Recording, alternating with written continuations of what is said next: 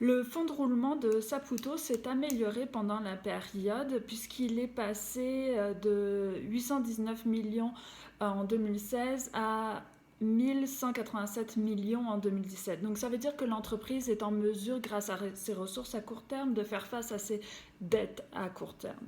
Euh, Si on regarde qu'est-ce qui impacte le plus le fonds de roulement de la compagnie, c'est les trois postes suivants. Le recouvrement des comptes clients, qui lui a augmenté pendant la période, donc il est passé de 27 à 28 jours.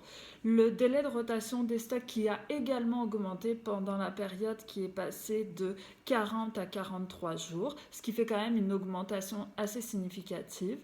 Et le recouvrement des fournisseurs qui lui aussi a augmenté, passant de 33 à 37 jours. Donc on peut supposer que l'entreprise a choisi d'augmenter son délai de recouvrement des fournisseurs pour pouvoir faire face aux deux autres délais qui ont augmenté afin de diminuer l'impact du recouvrement client et des délais de rotation des stocks sur le fonds de roulement. Donc c'était une bonne stratégie quand même de l'entreprise afin d'amoindrir l'impact.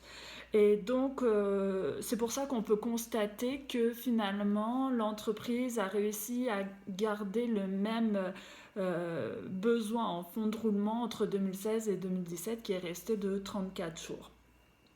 Donc là, on a pu constater que c'est quand même le délai de rotation des stocks qui a le plus augmenté. Donc si on regarde un peu plus proche la gestion des stocks de l'entreprise, on constate que les stocks n'ont fait que augmenter depuis 2015.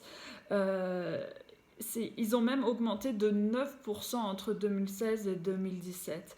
Donc, c'est une grosse partie des dépenses que probablement l'entreprise devrait faire attention et mettre des stratégies pour réduire l'impact.